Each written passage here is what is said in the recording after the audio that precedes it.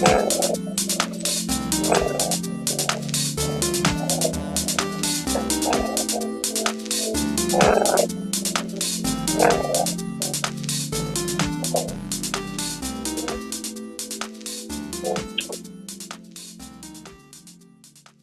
are back once again together. We're here. Buenos dias. It's Robert Phoenix with the Astro Weather. Wow, still recovering from my my trip to Chicago, and man, I had such a great time, and it was. It's one of those things where it's like, wow, man, I really like Chicago. This is a cool place. Great food, nice people, neighborhood settings.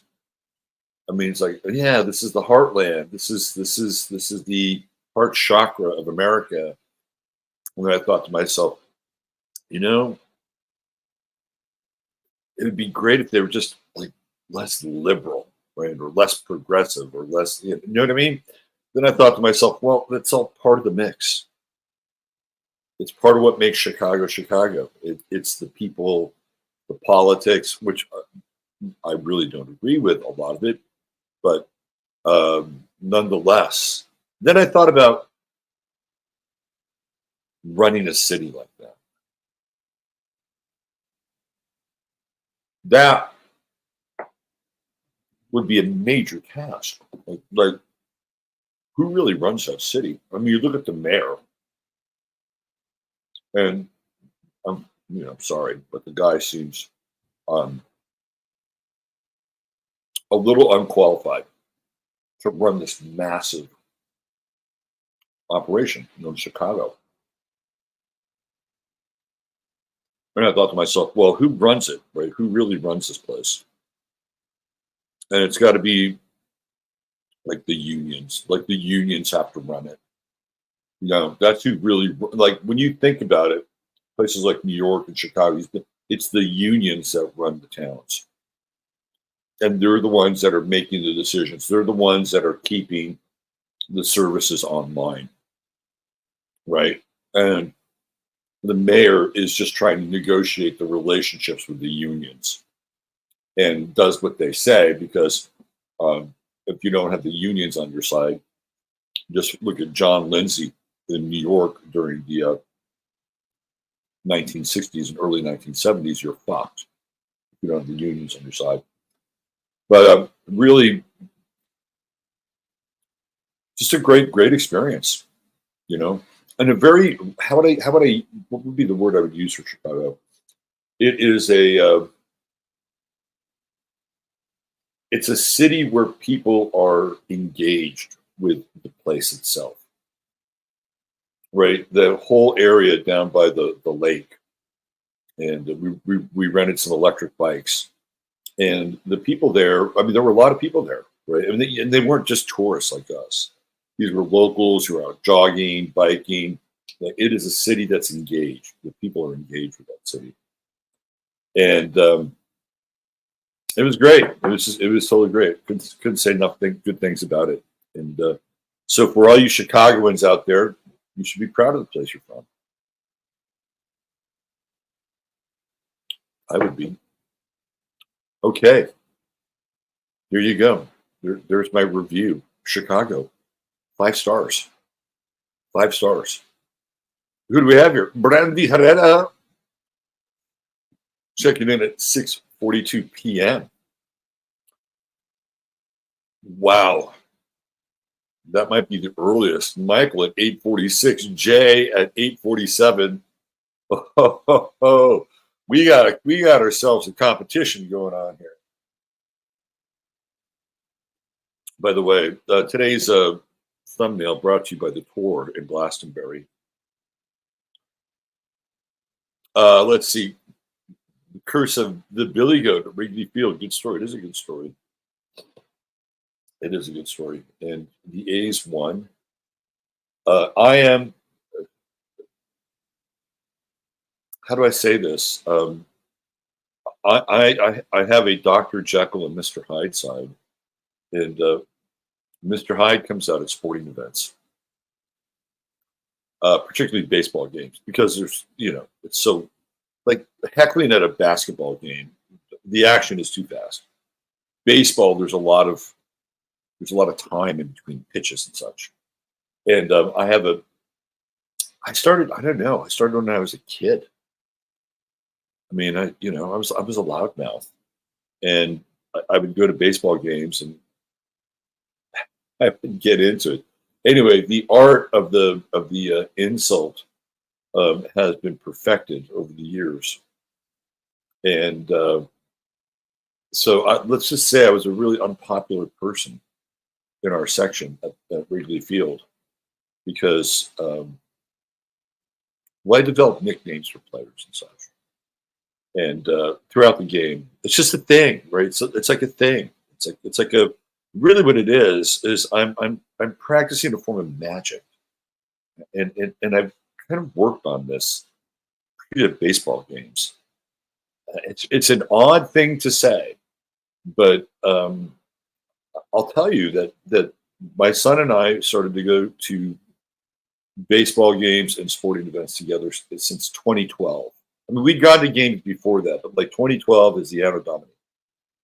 And we've gone to a lot of games. And these are Bay Area teams, Oakland, Golden State, Warriors.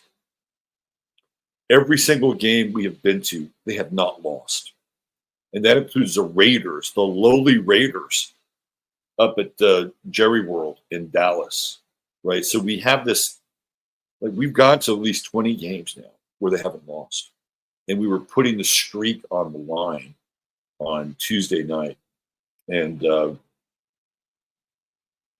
so I'll give you a quick little story, and then we get into we'll get into the show. So a good friend of the show, AJ, knows that I'm in Chicago going to the game, and he's got a connection to Stanford, and so there's a guy that plays for the Cubs. His name is Nico Horner. He's a really good player. Like he had a really good game, and so apparently Nico's girlfriend is a dyed-in-the-wool woke sort of social Marxist, and she's written all these white papers on everything that we would pretty much stand against, which was vaccinations for pregnant women, right?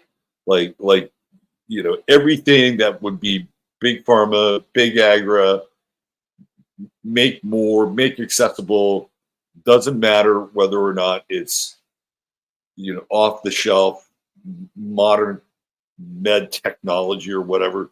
Just more ubiquitous, needs met, better, right? And it really is not very subtle, but you get the drift. Right? She's basically socialized medicine. She's woke. She's woke. And so I knew this.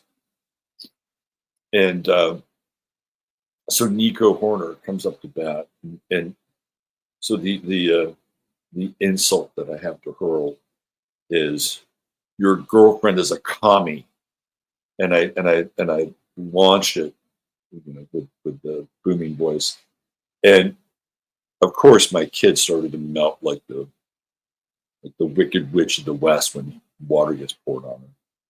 He couldn't believe it. In fact, he was so uptight that he was he was contemplating changing seats. I'm not embarrassing, Dad. But guess what? They won. We had a good time. I didn't get my money's worth. All right, who else do we have here? Let's see. Garden Girl, 1111, Kelly B, Julie Sunshine. Oh, speaking of sunshine, look who's here. It's Little Miss Sunshine. It's Little Miss Sunshine. There she is. Oh, look at her. Yes, a day without peachy is like a day without orange juice. Let's see. Busy day ahead for Julie. Hip replace, MRSA. Yeah. Okay. All right, Julie. You are made of tough stuff. Tough stuff. You will get through. You will get through. You've gotten through. You'll get through. We'll see you through. Let's see. Quite a journey. Garden Girl had that hip replaced. Sue Leonard. Hi, Sue. Yeah, we're wishing Julie all the best. Moira from New YC. The New YC. Sigurd. Hello from the nervous bowels of a retro 90s pager support group. That was so weird. You know, it's funny, too, because I'd watch the Bourne movies on the plane. And that pager thing is some Bourne shit. By the way, I have 2 charts for Jason Bourne. There are 2 birth dates. One of them is a Virgo, the other is he's a Gemini. Saturn and Sag, 1985, 1986, an avalanche of bike racing movies. Rad, Thrash, and American Flyers, Quicksilver. Can you throw kids on bike subgenre in there too? Goonies. I have to go back and look at that time. 85, 88. 85, I was 25 years old. Yeah, Maya, one of the movies I remember from that time is this movie called Swimming to Cambodia with Spalding Gray. That seemed like a real Saturday set movie. Nora Rashid, the Queen of Speed, is here. Susie G. It's happening. Queen of Hearts. Noga Movement from sunny South Florida. Gotta love the Florida posse. Misbehaving too. What's happening with you? Barbara Boots. We'll have to duck out for a while, but hopefully we'll be back before too long. All righty. Orlando, I have a sip for you. It's my final sip. There we go. There we go. Green-eyed Crow.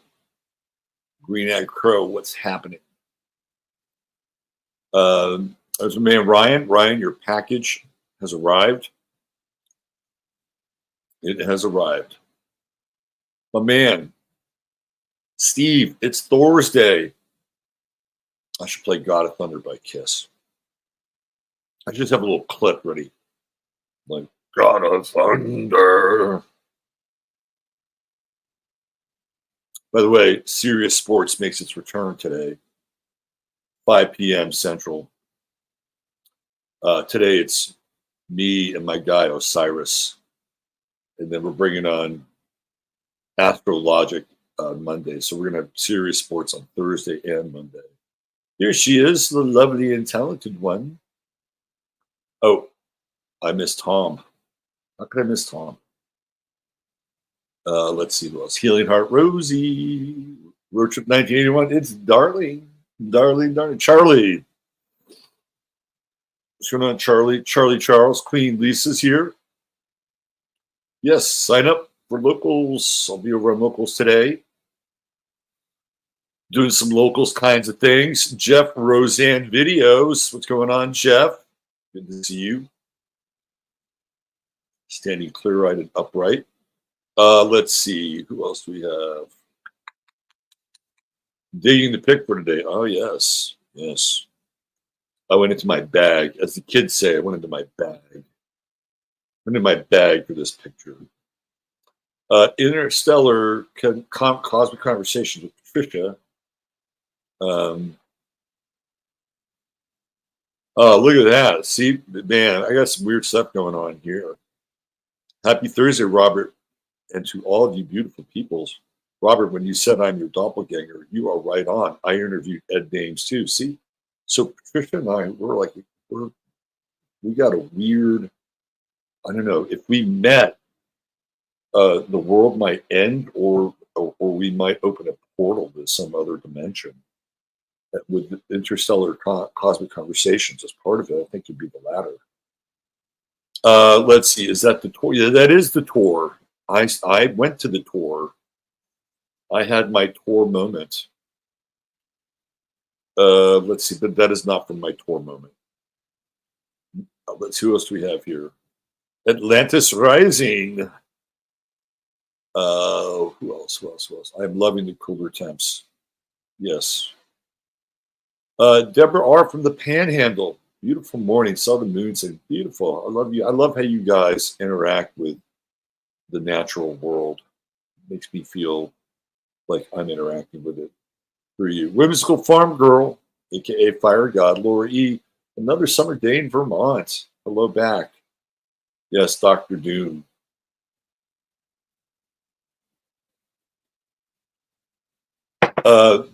The whole backstory with Ed Dames and Art Bell and Courtney Brown and that Heaven's Gate cult, really weird story. Very weird. Very, very weird. I'm sure you remember that, Patricia. Lynette and Jardine. What's going on, Lynette? Her favorite band, 311, just came out with a new recording. How about that? Amy Gill, Triple Green Hearts. Harry Bowie, hey, what's happening? Moonsprout, Magic Cat with an ICK. Buenos, Maya. I spent a summer in Chicago. Some of my best memories. I can see why. Chicago's a cool place. It really, Chicago like went way up there in my cities, American cities. Very cool. Healing Heart Rose been in Orlando. How about that? Took your older girls to see Mickey. Oh, Disney World. I went to what was it? Disney World Adventure, some shit like that, where it's like Africa or something. You know what I mean? They have like a sub theme park there because the other park was too crowded. Only went one time. And I got to tell you, once was enough. Once was enough. I go back far enough to when It's a Small World After All was an exhibit at the 1964 World's Fair in New York City. And then they moved that to Disneyland in California, which I saw again, along with the Tiki Birds. The Tiki Birds were underrated. Let's see who else we have here. A's beat Cubs. Still on this right. We could have even gone yesterday. I thought about it. And they still beat him. Yes, I'm open for astrological business. Thank you, Ryan. Let's see who else we have here. Mary Grether. Hi, Mary. Good to see you. My man, Chad. You hear about Chicago a lot while downtown here in Hot Springs. A couple guys got back from their hometown. Yeah, man, you should go over there. Go have a Chicago dog. I had a Chicago dog. It was delicious. It was probably horrible for me, but I didn't care. Chicago dog. Mary Lee. Hi, Mary Lee. Mary Lee's back from Nashville. Michelle Taylor. We got Michelle Taylor sighting. What's going on, Supermom? I guess it's a jazz city, so it's not destined to ever be properly quantized. It's also house. You got your house music from Chicago. You got the rhythm and blues, and you got Billy Corgan. Who doesn't like Billy Corgan? I like Billy Corgan. I don't like everything the Smashing Pumpkins did, but Billy Corgan seems like a cool guy to hang out with. Let's see who else we have here.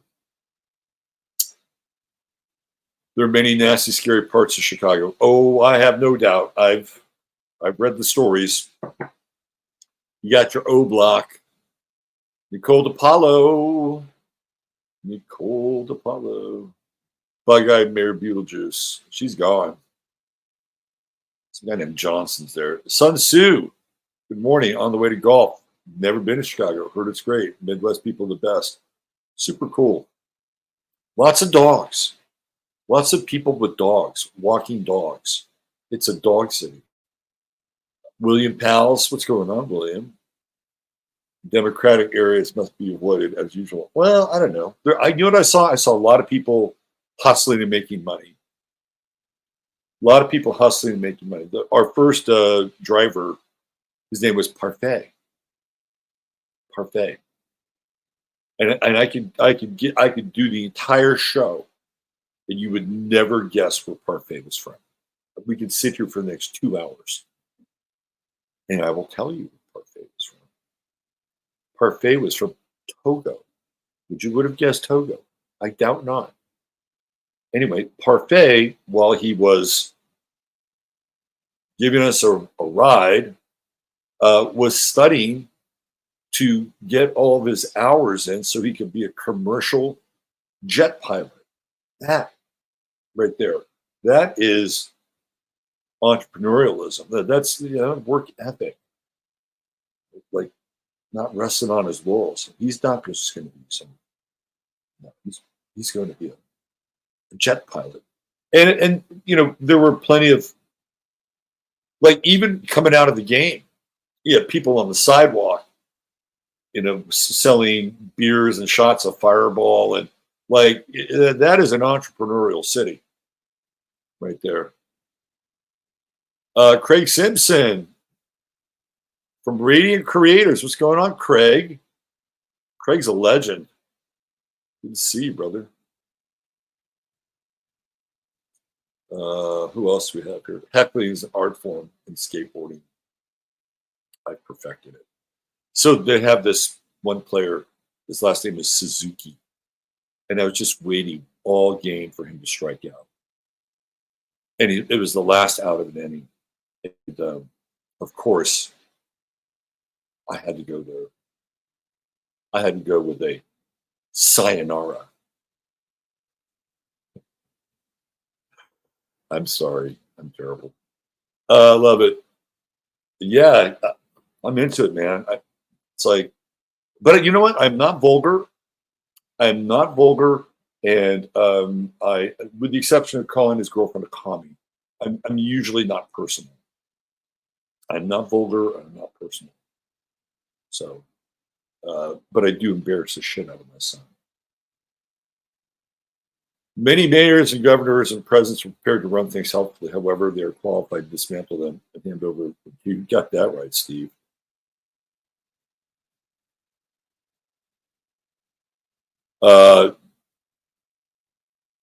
God, I could do a. King Herbert said, I lived in a Cleveland suburb, used to fly to Chicago for $29. I bet it was fun. You almost went to the casino. Charlie, my kid won money. I gave him $50. I said, here, go online and gamble while we're here. Hopefully it'll include this game. And he won $47. He bought me something. He bought me a slice of pizza. Can you believe that?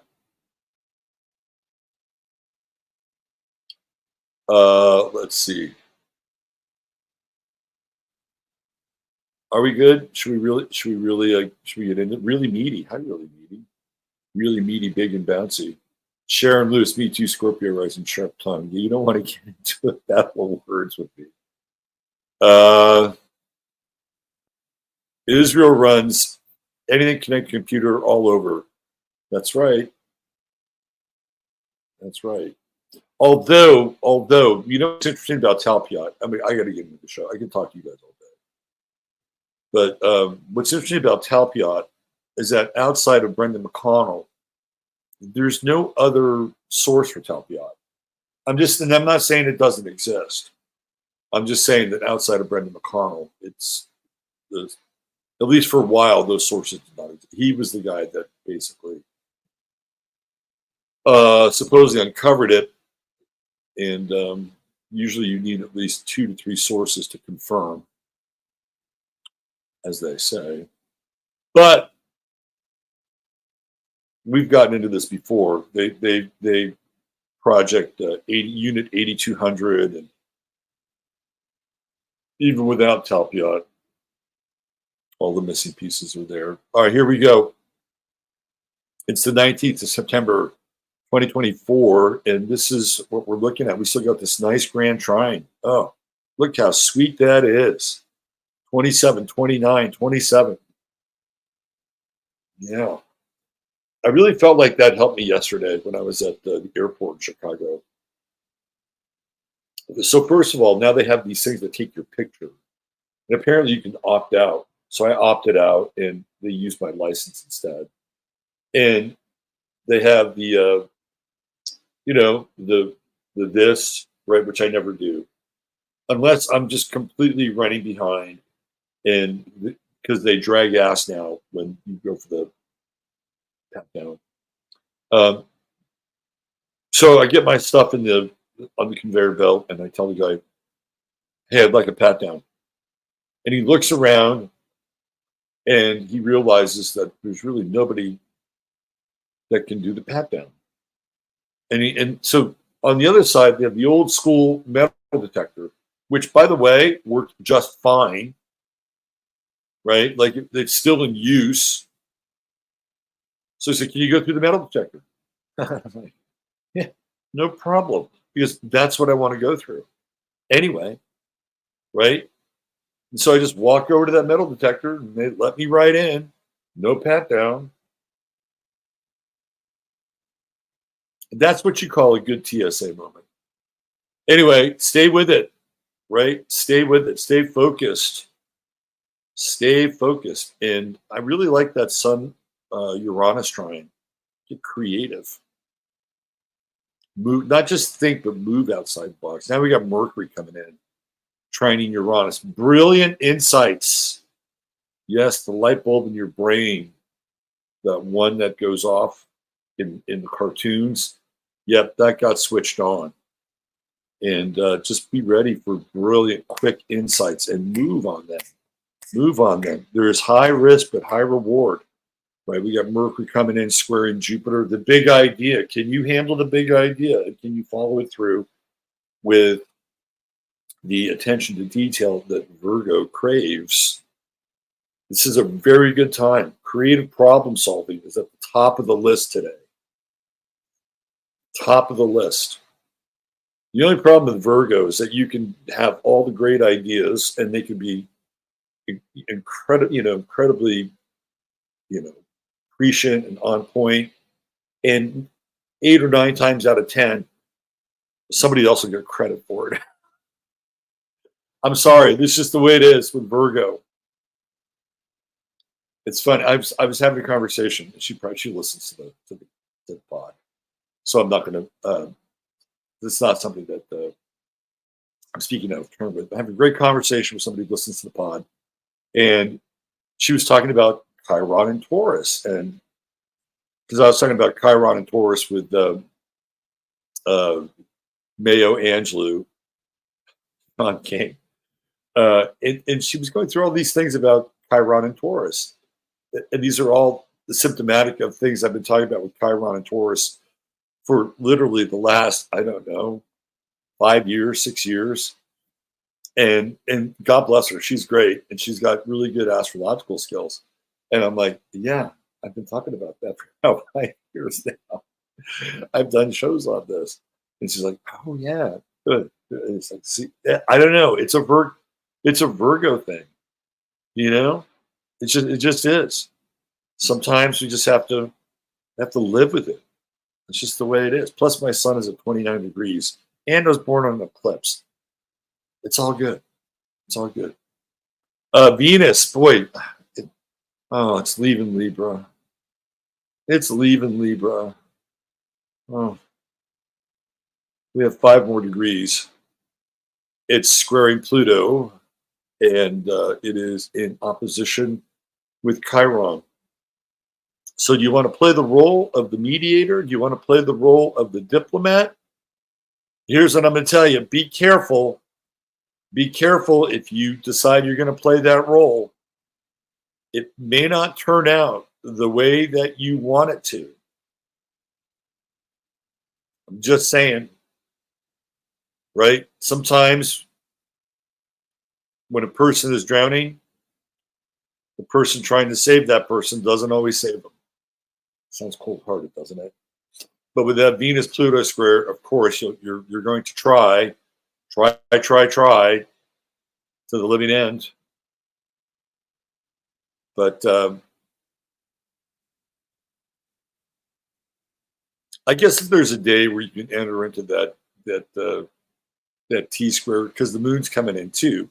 So by the time we get into early evening, that moon is moving into opposition with Venus.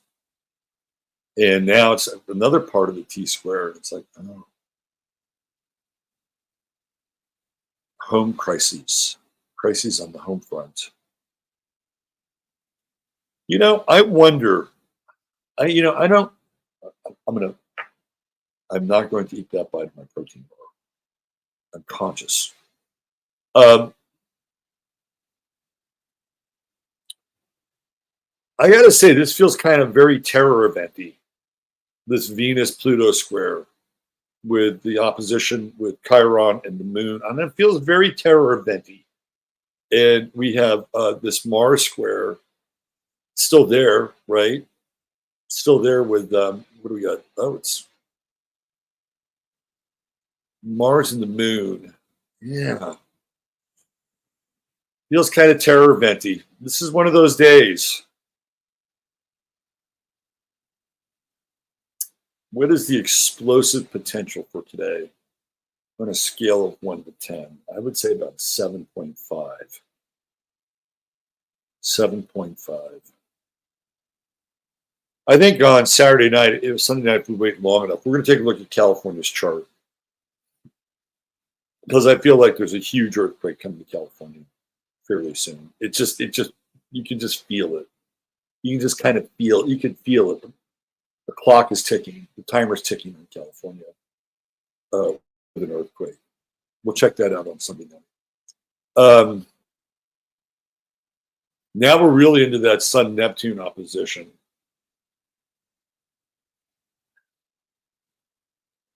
Okay, my advice to you is fact check and triple check before you commit to whatever it is you're going to say.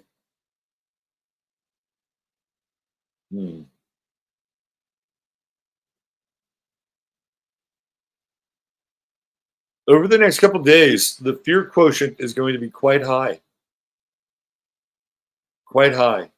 This Sun-Neptune opposition. Don't fall for it, though. Don't fall for it.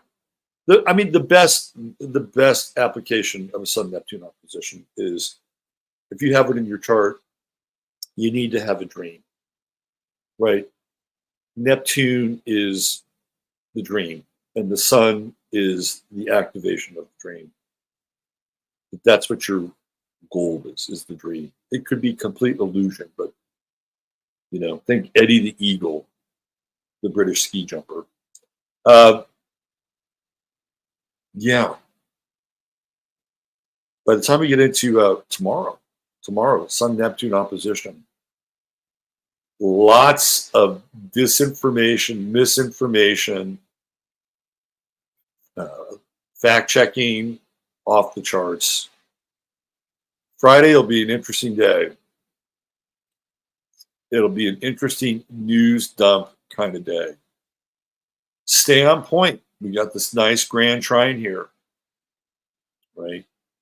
Nice grand trine. Adapt, make changes, be creative. Uranus is retrograde, so there may be some things that I like to recycle things. Not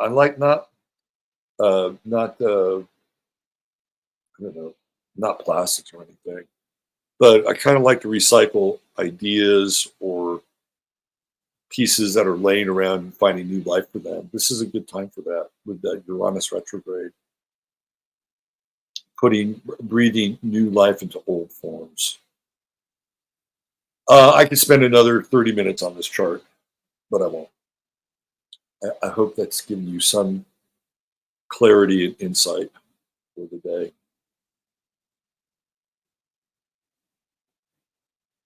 Now we go to our sponsored portion of the show. And there we go. Let's go to our star of the day. Our True Hemp Science star of the day is Mama Cass Elliott. And she's very interesting. But before we get into her, let's talk about True Hemp Science. True Hemp Science saved my tush. It saved my tush. The Moonlight gummies were an absolute godsend on the flight to Chicago, and dealing. I can say this because he never watches my show. And dealing with my semi-neurotic son, uh, those gummies were a godsend. So if you go to truehempscience.com and you look at all of their high quality CBD offerings, all you got to do is type in 15MINS, 15MINS, and you'll get a free goodie bag with your purchase of $100 or more. This is a sample of the goodie bag. You got the Moonlight right here. The Moonlight was an important ally for me on this journey. And there's all kinds of other stuff you get in your goodie bag. Plus, there's the products themselves. $150 more, get you free shipping, and there's always a 30-day money-back guarantee. TrueHempScience.com, 15MINS, $100 more, you get the goodie bag. All right. So, I guess it might have been 2 months ago, and I watched Monterey Pop and the documentary on the concert, which the Mamas and Papas basically threw, and it was kind of at the end of their run, and I just marveled at what an amazing voice she had. So I started to watch some other interviews with Mama Cass, and she had this incredible. She was also very funny. She was incredibly fun. Like if Mama Cass was alive today, she would be a fucking superstar. She would be because number one, the weight thing, it was more of an issue then than it is now, right? She'd be an it girl now, and she could do anything, crack jokes, stand-up comedy. She could sing. She was very, very talented, very talented. So I was looking at, oh, well, where's the weight? I'm sorry, but that's where it goes. It's Jupiter, right? Gemini rising. She's multifaceted. She's got Uranus on the ascendant. She's going to be, countercultural and radical and free-spirited. And then she's got Saturn back here, Saturn-Uranus conjunction, Saturn and Taurus. So interesting because Saturn and Taurus is heavy. Right? It's almost like she's trying to escape the gravity of Saturn and Taurus with Uranus, and it's the levity of Jupiter. But Jupiter in the first house brings weight. It just does. I have Jupiter and Sag in my first house, and if I don't watch my diet, I will fucking balloon up like the Goodyear blimp. It's just the nature of the beast. I have a good friend. He watches the show. He natally has Saturn in his first house, conjunct his ascendant, and also Jupiter in the first house lower. He relocated. Saturn goes into his 12th house, and now he's got Jupiter there. And, it's not a conversation we haven't had, but he's put on a considerable amount of weight with Jupiter just hanging out, being exposed in the first house. It's the way it goes with Jupiter. So what we have here is we have a square with Jupiter and the moon and the sun and Neptune. Oh, boy. So first of all, she's got a Sun-Neptune conjunction, and Mama Cass has issues, right? She has body issues. She has confidence issues, and she tries to find some form of release for them. And it's Jupiter. She likes to party. She was kind of a legendary partier. And the day that she died, she had been up 48 hours partying. She lived large. You get that Jupiter square and you live large. And she has that balsamic moon. What is she? Balsamic moon. It's like she's born on an eclipse too. Look at that. And it's kind of interesting because no matter how big she is, right? I mean, literally how big her physical body is or her talent is, she's eclipsed by the other people in the group, particularly Michelle Phillips, who has an okay voice, but she looks the part. And that group gaslit her a lot, especially John Phillips. And I think You can even make a case that the Jupiter-Neptune square, the Sun square, and the Moon square is the gaslighting. And so she winds up becoming more and more insecure. And she, let's face it, she was the group, right? She really, I mean, the other people were good, but she, like, come on. And they reluctantly put her in the group. She followed them around like a puppy dog. This is in New York City, in the Village, when they hooked up. Now, the challenge for Mama Cass is that Venus-Pluto square. And look, Venus is in Scorpio and Pluto's in Leo. That's the big challenge, because she has unrequited love. And who does she have unrequited love with? Denny Doherty, one of the members of the Mamas and the Papas. Right? She is in love with this guy until the day she dies.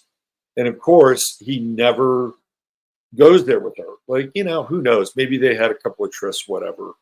Right? But eventually he's in LA, he's going to run off with other women, which he did. And she could never get over Denny Doherty with that Venus-Pluto square. That was a big thing for her.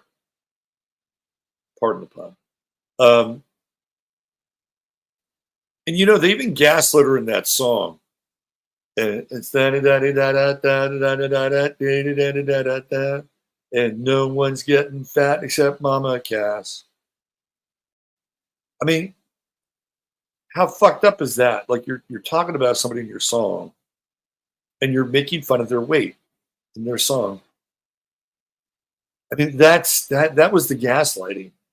Now, she's got Mars in Aries in her 12th house. I guarantee you somebody was fucking with her in that band.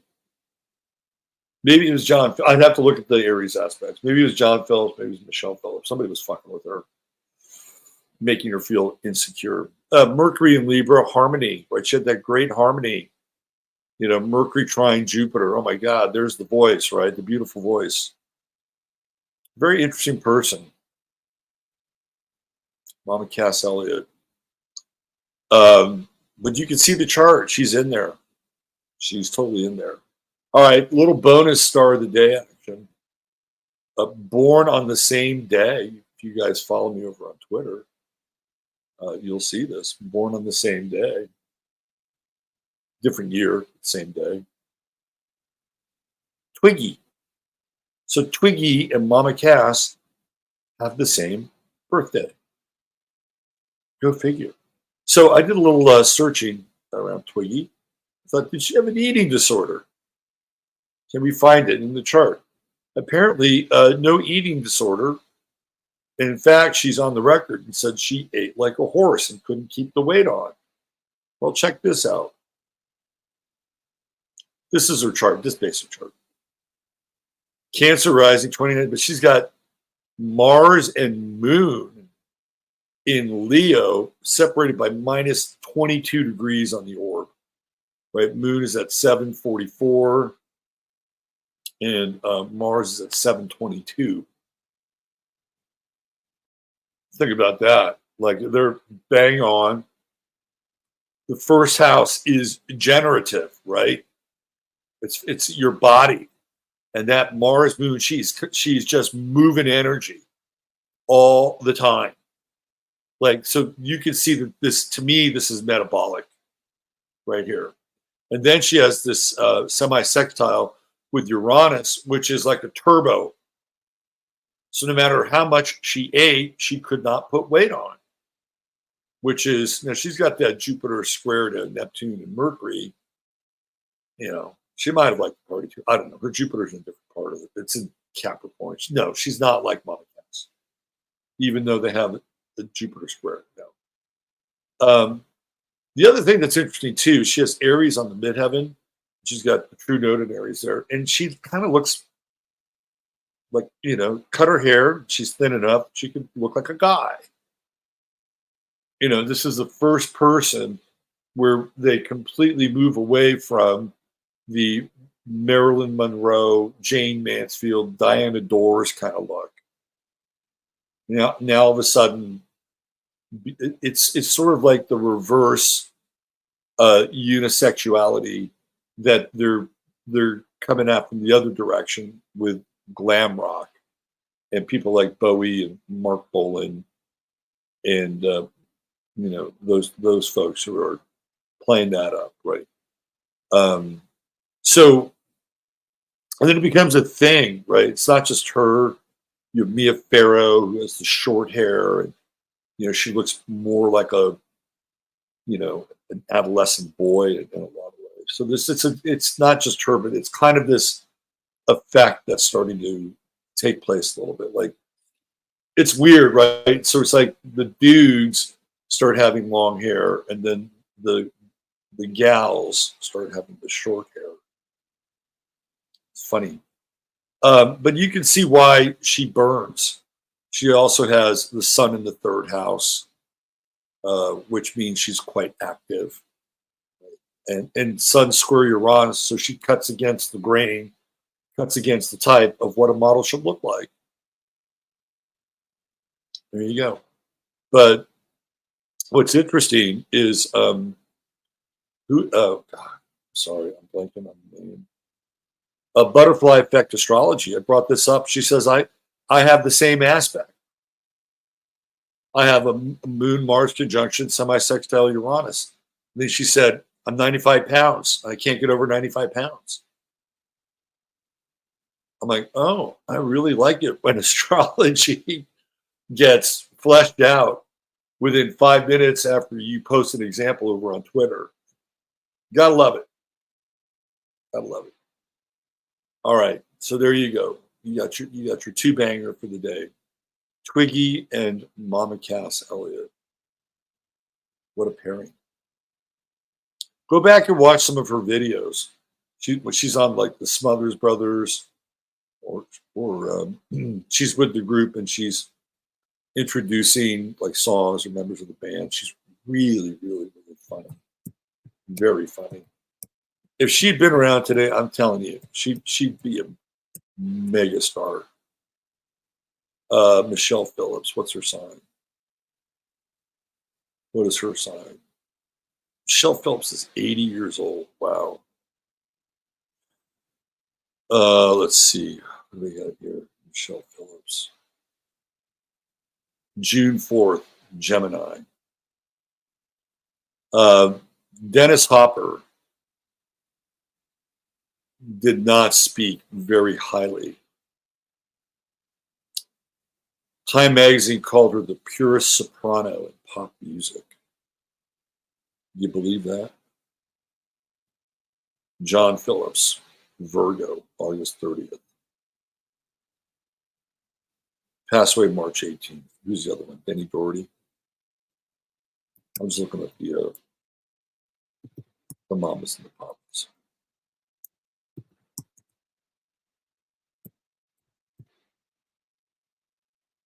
Benny was a Canadian and a Sagittarius.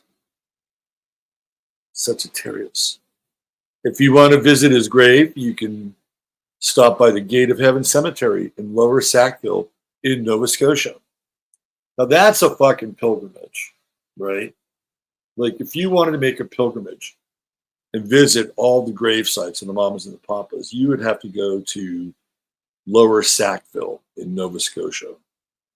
John Phillips does not say where his resting place is, although I'm sure John Phillips is a weird dude. Weird dude. He is all over Tales of the Laurel Canyon. Not a good guy at all.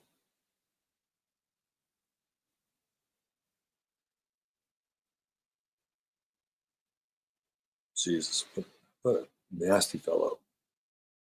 Nasty fellow. Anyway, all right, isn't that weird how such shitty people can provide us with some of the best musical and cultural memories? Isn't that weird? So strange. Anyway, that's it for today. Thank you for being here. And we'll be heading on over to 15 minutes over on Rumble. and also Boxcast. It's funny. I got a note from Boxcast telling us Boxcasters that YouTube is now starting to limit streams coming from Boxcast to YouTube. So get ready. Get ready. Censorship changes are coming.